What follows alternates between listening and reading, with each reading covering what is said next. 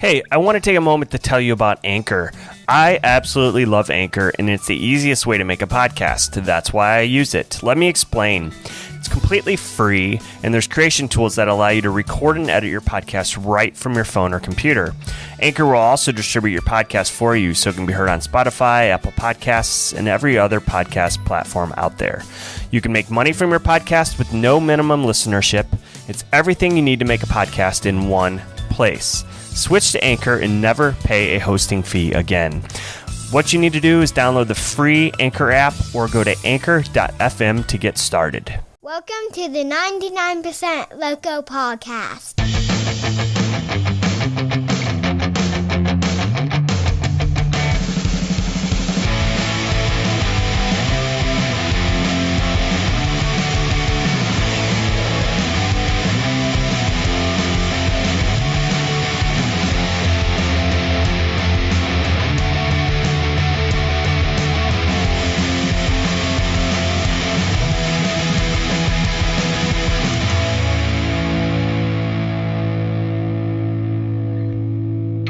Hey, podcast family. Welcome to another week of the podcast, episode number 41 to be exact. And this week is a special one because, well, this podcast is officially 1 year old.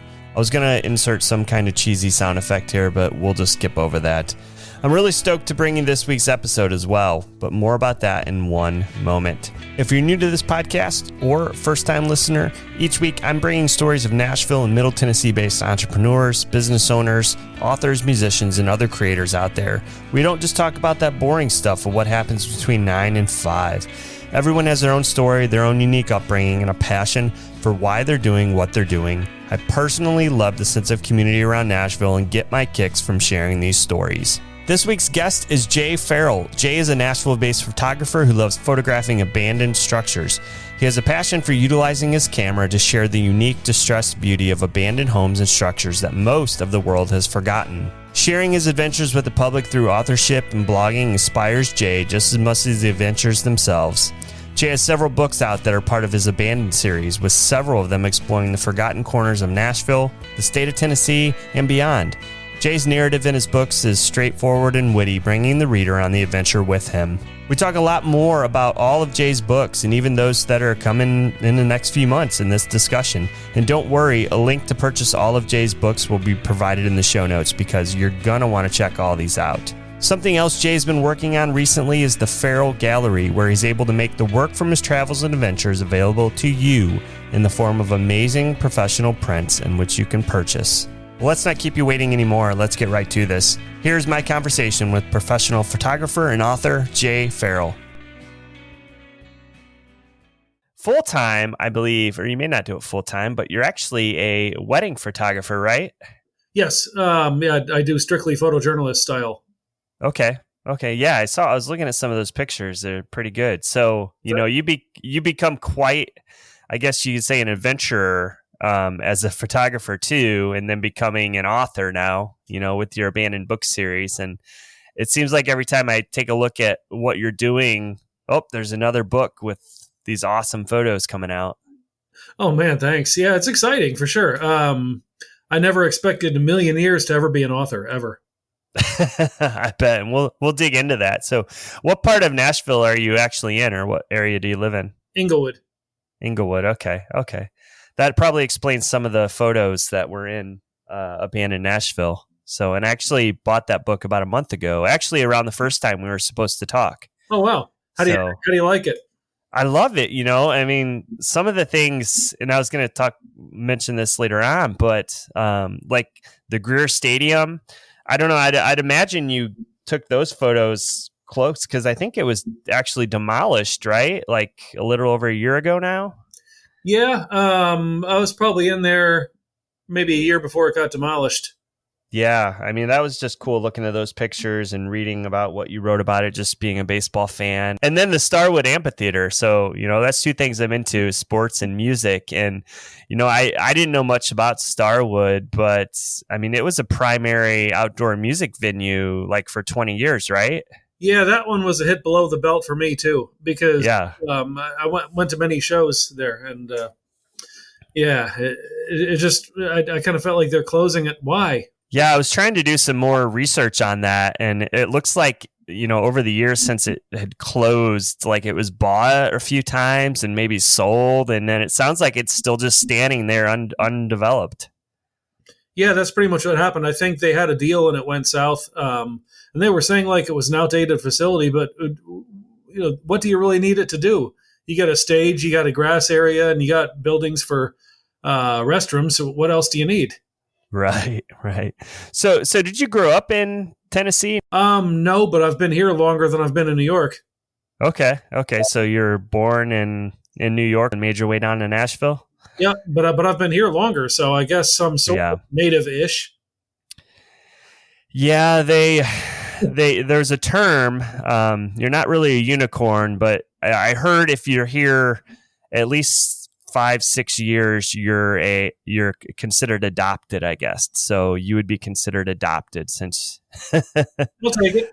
All right. So what was, I can only imagine what your childhood was like. I mean, did you grow up playing in old buildings and and barns, or? We didn't have a lot of that around.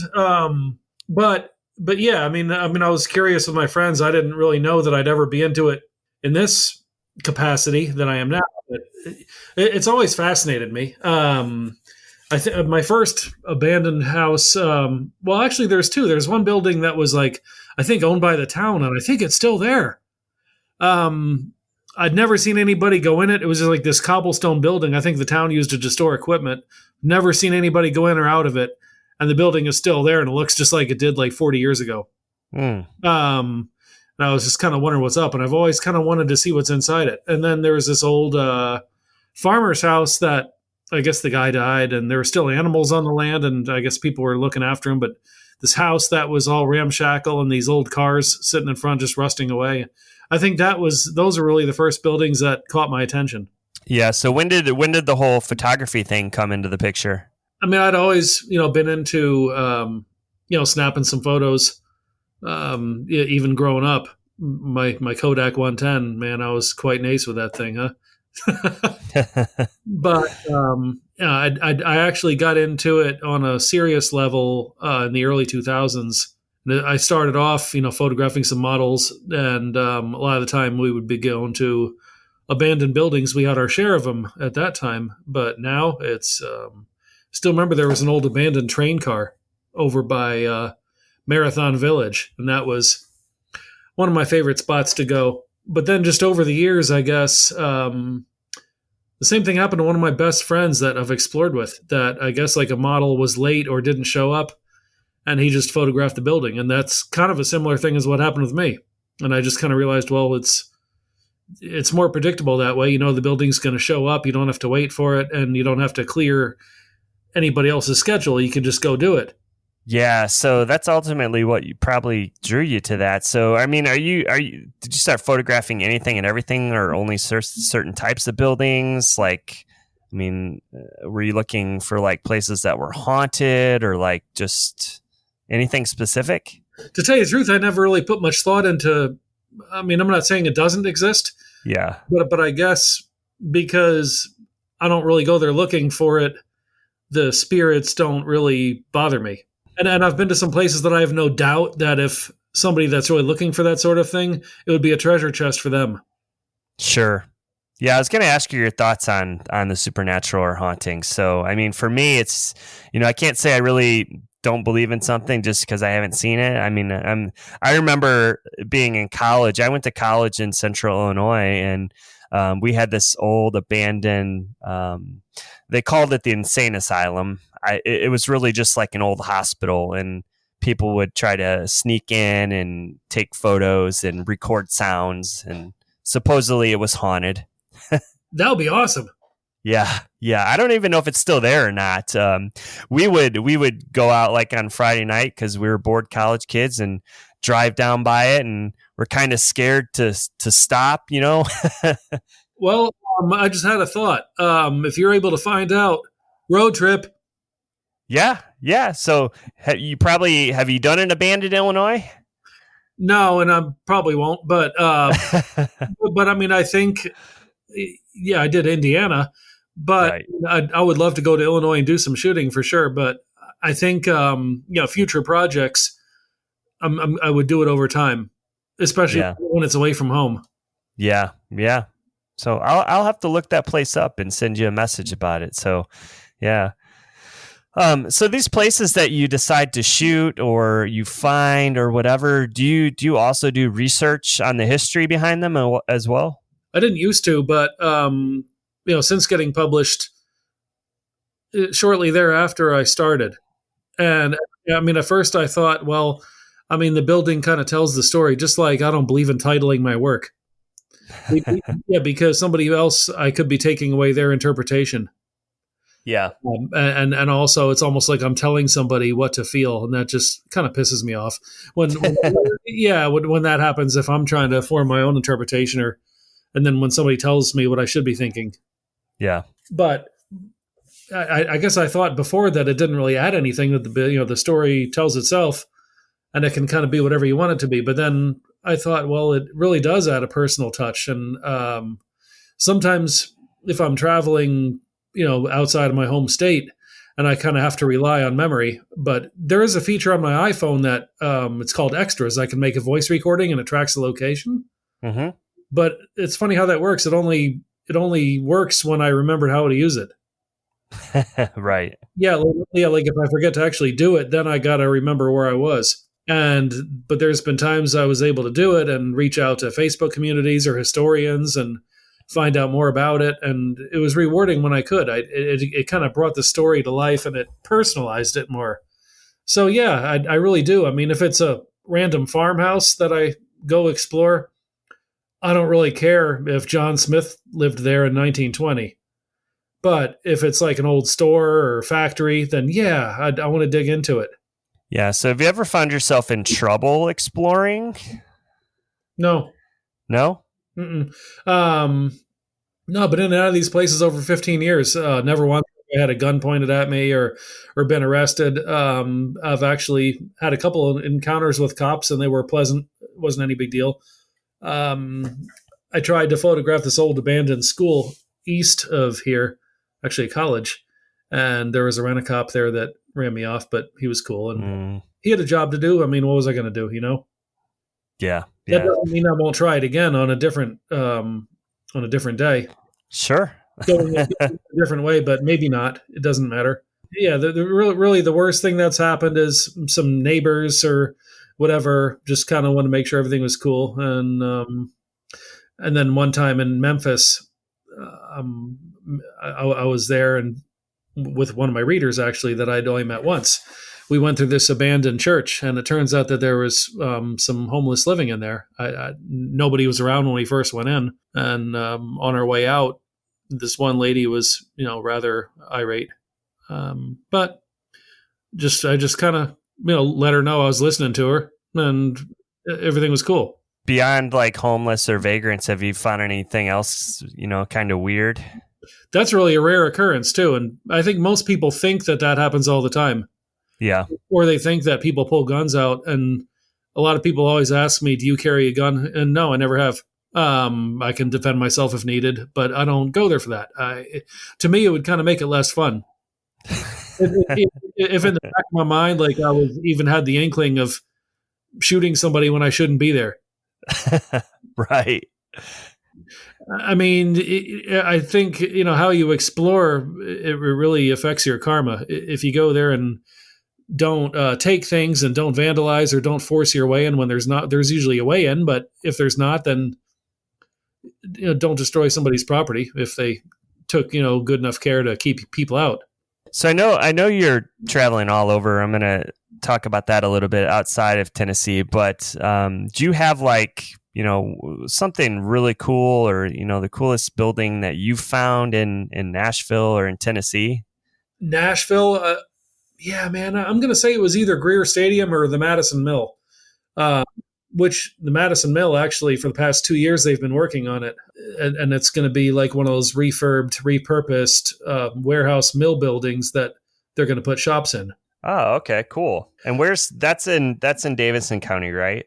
Charlotte Avenue, yes. Charlotte Avenue. Okay. I'm not familiar with it, but yeah, I remember you have that in one of your books here. So the Nashville one, yeah. Yeah. Yeah. Well, cool. That's good. They're refurbishing that. I mean, a lot of these places, I feel like they just tear down, and it's kind of erasing history per se, I guess. You're right. Yeah. No, I'm very happy that they're doing that, but I'm also even happier that I got in before they did. Yeah.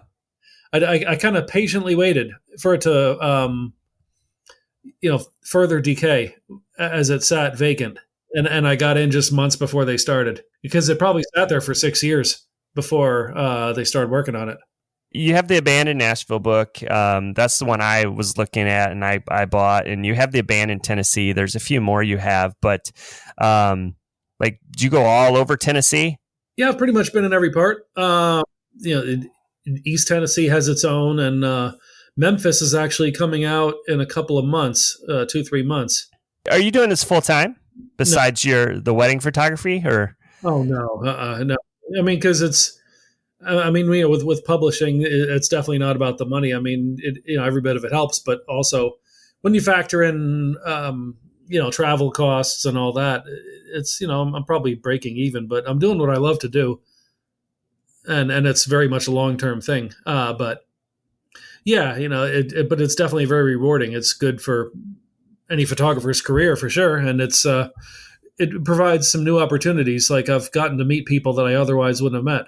Yeah, I would just think, I mean, are you meeting like some interesting historians and, other people along the way, or? Yes. And to tell you the truth, even like in my first 2 releases, I didn't really get involved much with history. And I didn't think that historians would even want to talk to me.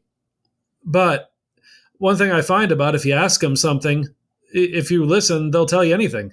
And I figured instantly they wouldn't approve of what I do. They'd get the wrong idea. But I mean, actually, they love it, most of them. And if they don't, I really don't care. But most of them have, and they've been helpful, and we've worked well together. Yeah, and that's good, because one of the things I was going to ask you about, I mean, there's probably certainly misconceptions about you from other people. They might think you're just super nosy or looking for hidden treasures and whatnot. But I mean, obviously that's not the case. Oh, sure. There's always going to be some of those people. I mean, I don't think that's the norm, but there's always a few, the smarmy warriors out there. Yeah, I can't really worry about them. I mean, I sort of understand, because not everybody's on the up and up. But it kind of helps that, I'm in my 40s. And it's weird, because I explored with a good friend from Indiana, who's actually, I think he's going to be a historian, because he really loves learning about that stuff. But, he's a younger guy, probably early to mid 20s, and has a ponytail, longer hair. But he's very, very mild-mannered about where he goes in. But the thing, people would target him before they target me.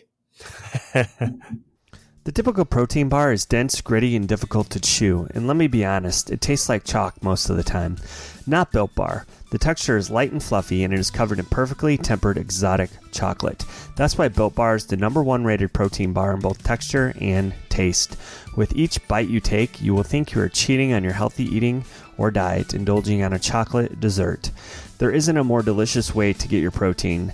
Built Bars are gluten-free, contain no artificial flavoring or coloring, no artificial preservatives, no GMO, no wax, no junk. My wife and I ordered our first box back a few months ago, and now can't turn away from them. Besides the amazing taste, with only 110 calories and packed with 15 grams of protein, it will definitely satisfy your cravings or sweet tooth. Listen to some of these flavors: coconut almond, peanut butter, orange chocolate cream, banana chocolate cream, that's my wife's favorite, mint brownie delight, and more. Right now, if you go to 99percentlocalpod.com/builtbar, you can purchase a 6-bar bestsellers box for only $9.95. That way, you can figure out which is your favorite for your next order. If you want to skip the bestsellers box and put together your own combination of flavors, I'll also give you 10% off your first order. Again, all you need to do is head to 99percentlocalpod.com/builtbar. That's BUILTBAR. Let's talk about the whole publishing thing, because you said at the beginning, you never expected to be an author. So, kind of walk me through that and how that came about. Oh, never did I expect that. I've always, definitely had attention deficit issues, and never really, I still don't read. I mean, I can, but I just don't. And I didn't even really know I had the gift of writing until I started blogging about 10 years ago. But even then, I remember dating a writer early in the game, and she said, yeah, your writing is really good, but the thing is, you have a tendency to do branch off topics in the same article. So kind of keep it concentrated and keep going with that. And just that little bit of advice really helped me along. And different things that I didn't used to care about, like certain grammatical errors and different things. Like I really had no clue a few years ago that it's with an apostrophe and it's without really existed. I thought it always had one. And even things like menswear, like say like a men's jacket, there's no apostrophe at the end of men's, which I thought that's how it was, but it's just like the man's jacket, the same thing. Right. It's things like that not that I wanted to be ignorant, but I just didn't think about it. But now that I'm published, it's like, okay, well, I'm really trying my best to make sure I learn all this. And I'm even using thesauruses. And so it's definitely changed things, but I never really had interest in that before. And I remember in high school, English wasn't my favorite subject at all. But there was one teacher that stuck out in my mind. I really wanted him for a teacher, and I had him. But his course just totally lost me. It was something like mystery literature, and I was just like, "What the hell is this?" I mean, like, what? It's just kind of. It was kind of like algebra. Like, what am I ever going to do with this? And I just don't get it. I probably could have, but people like me, we do better when we find something interesting. But for whatever reason, here it was 30 years later. I asked. I'm only friends with like a few classmates on Facebook, but I asked, does anybody know how to get a hold of Mr. Smith? And they put me in touch, and I messaged him. I didn't think he'd remember me, but I told him, it's like, guess what? I was in your class, and you pretty much booted me out of there. And I think I remember we had an argument after class, but no, administration got involved, and we went on peacefully. But now I'm a published author. Yeah, I mean, so you're published, I believe it's with...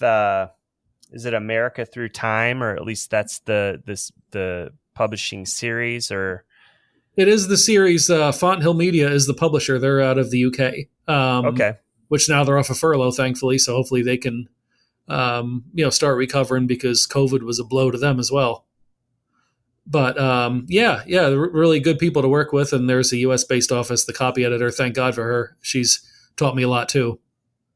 Yeah. So how did that relationship come about? Did you kind of just start submitting stuff to them, or did you know someone there? Or I had no idea they existed, or that such a thing was ever in the pipeline. But this guy named Jay Slater emailed me and asked. He must have found my work online, like my blogs and stuff, my abandoned work, and he asked if I'd be interested in writing books in the series. And I was a bit overwhelmed by the email, or naturally, you're always a little bit skeptical that you're going to be contacted that way, or that it's legitimate, or that the information you're getting is true. So I don't think I even responded to the first email, but the second one, I thought, okay, well, there's something to this guy. I told him, well, if I can set up a phone call, then I'm happy to talk about it and learn more. But I don't know why you'd want me to write books. That might not be a good thing for you, but let's talk about it. But I just remember when I told Mr. Smith about that, and he's just like, well, you're right. I didn't expect that, but I do remember you. And, and we just started talking, and we even met up when I was in New York visiting. And it's kind of reopened that relationship in a positive way. And, different things like, the publisher and historians, a lot of things have come about. So it's exciting. I even got to meet my publisher in London a couple years back. How many books do you have now? There's 10. And 10. Okay. There's going to be more coming. All right. So are you able to name all 10? Maybe. Let's see. Right. I know we got do you want me to, or? Let's do, let me help you out. So you have abandoned Nashville. You have abandoned Tennessee. Yep. You have, is there an East Tennessee? East Tennessee came out early this year. Yes. Perfect. And then are those the only Tennessee books? There's a Abandoned Tennessee Touched by Time. That was like a second volume of Tennessee. Okay, cool. And then you're going to other states too. We already talked about this, like Indiana. What other ones do you have? I have Abandoned Mississippi. and that was a really cool 3-day trip. South Mississippi is going to be coming out late this year. I did that the day after Christmas, and I was gone for 4 days.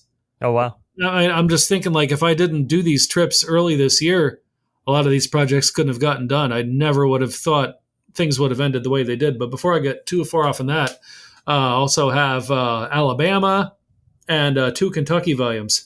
Oh, wow. So let's go back to these trips. So you said you go on like 3 or 4 day trips, maybe longer. So do you do all the pre-planning? Do you know where you're going, or do you just kind of set a path and go look for these buildings?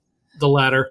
The only plan I had, like going to the Mississippi trip, was that on the final day I was going to have lunch with my friend in Memphis on the way there, and that was during all the floods. A lot of roads were washed out. The Delta was flooded. What better time?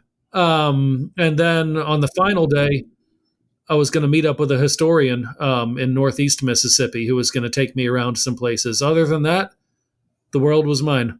Yeah. So what's next on the horizon? You said Abandoned in Memphis is coming out later this year. When's that actually coming out? I think late September. I think the publishing date was like the 25th. I don't know if COVID's going to delay that at all or not. But yeah, then the South Mississippi book is going to come out, I think, a month later. And I don't know whether it's November or December. Eastern Kentucky, which was made up of 3 different trips, that is going to come out, and that'll be well worth a wait. But it'll probably be late this year or early next year.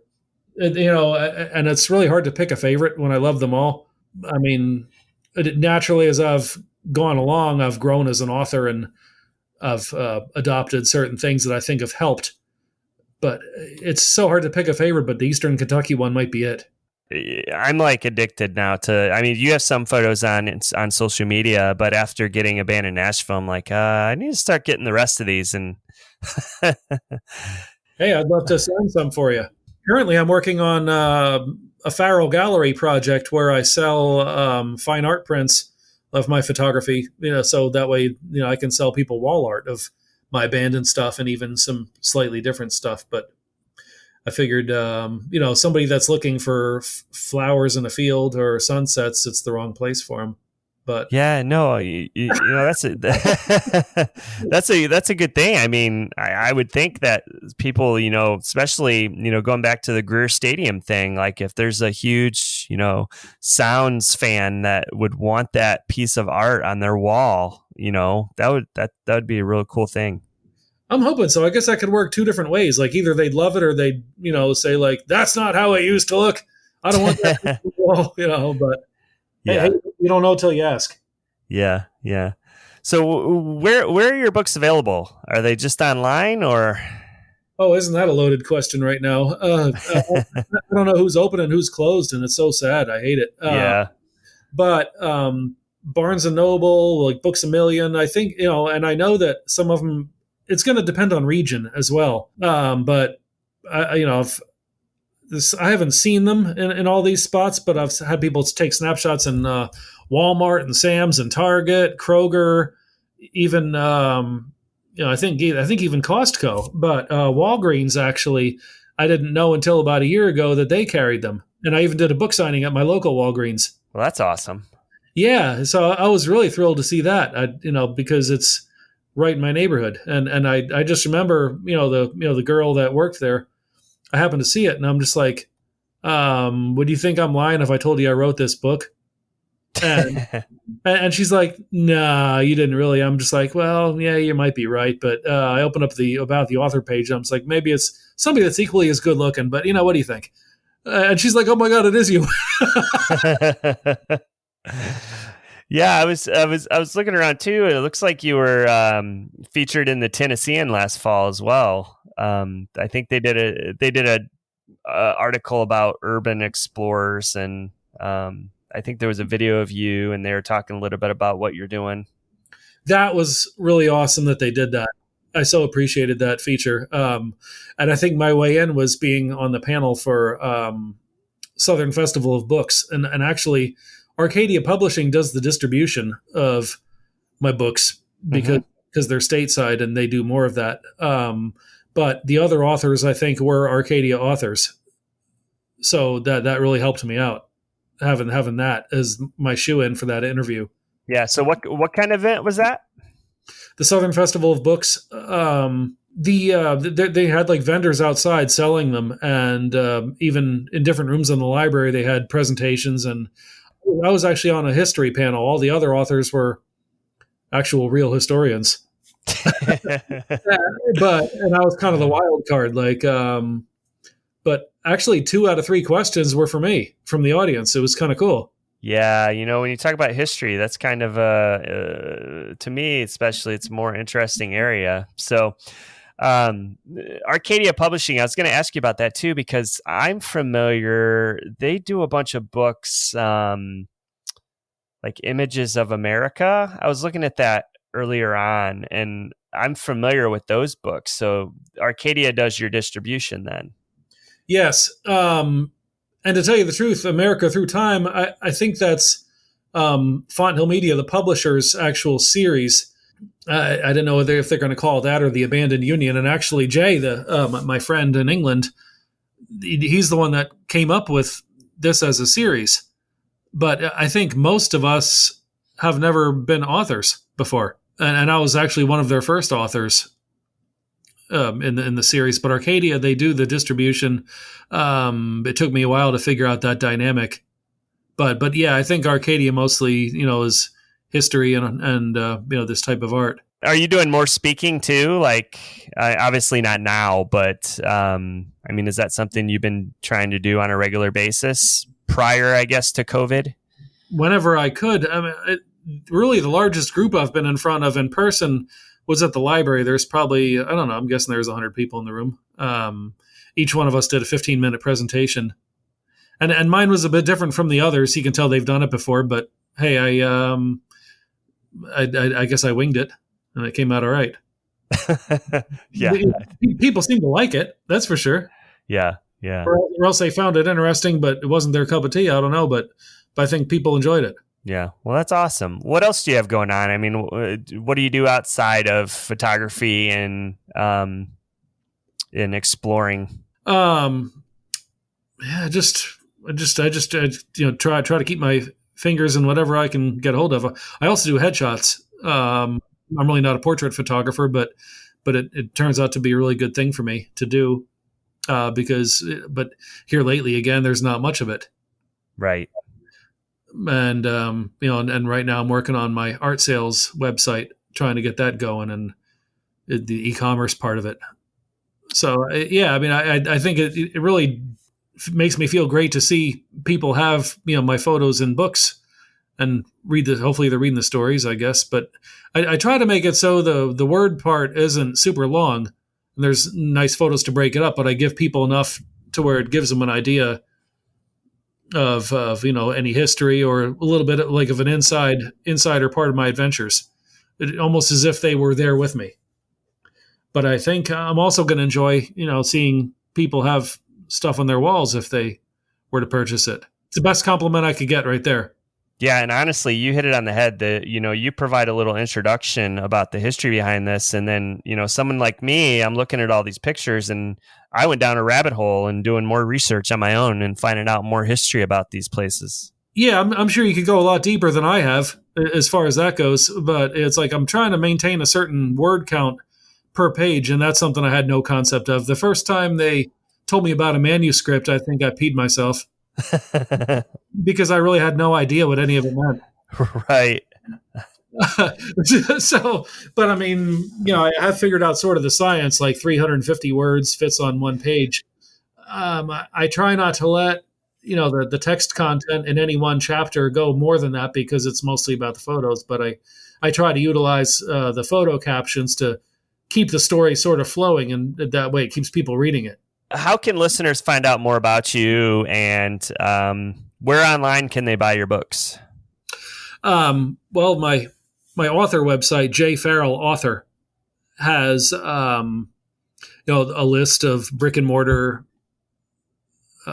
retail outlets and also Amazon links. I know the publisher was telling me that Amazon's not exactly the best friend of publishers because I guess they buy in bulk, they get them cheaper and all that, but I guess it cuts down on the net. But the thing is, it's a trusted source, and we got to learn to love it because people buy from there because they trust it, and also it's one click. They don't have to get out their credit card and reading glasses.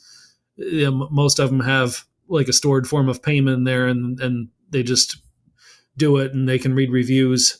So I know that that's going to be at least a good part. But of course, I also want to send people to our local stores to keep them afloat because without their curating skills, you might not even know something exists. Yeah, and you're on Instagram as well at J Farrell Author. Yes, Instagram and Facebook. Anything else you'd like to add? Well, anything you can think of. The pictures you're posting, I mean, a lot of these are probably photos you've taken or published in your books. I mean, they're just really cool photos. I just enjoy looking at the photos and not even looking into the history. Yeah, I appreciate that. I'm glad you like them. I mean, and I think I wish there was a way for me to track it, like how many of the readers actually really value the history. But I think even if it's only a small percent, it's worth doing. And it doesn't take up a lot of real estate in the book the way I do it. I know like my first couple releases, like I kind of did my words more random. And I still like how they came out. But it's rewarding to see the progression I've made as a writer so I can keep it more consistent, more organized. But somebody benefits either way. Either you're getting more information at once or more photos. But I think it definitely adds a personal touch to it when it's just like I remember on the South Mississippi trip, I found this general store and I forgot to do the voice recording. And I sort of remembered-ish where it was and what town. But I was able to, actually join a couple of groups. Well, okay, first time I had the wrong town. Nobody had any idea. And then I was able to track down a local history buff that actually knew this store. And then they were telling me about, I think it was a lady, she was saying about how her father used to walk down the road barefoot as a kid to get RC Cola and a moon pie. It's just like, I know that doesn't necessarily change the photo any, but it's kind of a neat reference. And it kind of helps you realize how significant these small town general stores used to be. Running tabs for every family. And now, and like the shiny new object came to town and there they went, and now here we are. And now Jeff Bezos and Amazon is wiping out the big stores. Well, awesome, Jay. It's been a pleasure to have you on. I'm seriously looking forward to getting more of your books and seeing what else you do here in the future. Oh, man, yeah. I sure appreciate the support and hope to meet up with you when this is all over and grab a cold one. All right, sounds good. Oh, man, thanks so much. I really hope you enjoyed the episode. And as always, thank you so much for listening. If you'd like to get a hold of me, you can always email me at 99percentlocalpod@gmail.com. Or you can actually drop by the contact page on the website and send a voice message that may appear in a future episode. Speaking of the website, you can find it at 99percentlocalpod.com. And while you're there, make sure you catch up on any and all past episodes. If you'd like to support the show, you can do it in a few different ways. Please follow the podcast on Instagram or Facebook at 99percentlocalpod. Leave a review wherever you listen to this podcast. The best thing you can possibly do is share this podcast with your friends who might want to check it out. Lastly, would you consider contributing to this podcast on a one-time or ongoing basis? All contributions that I receive, 10% of that goes to the Well Outreach in Spring Hill, Tennessee. And until next week, stay safe and be kind to those around you.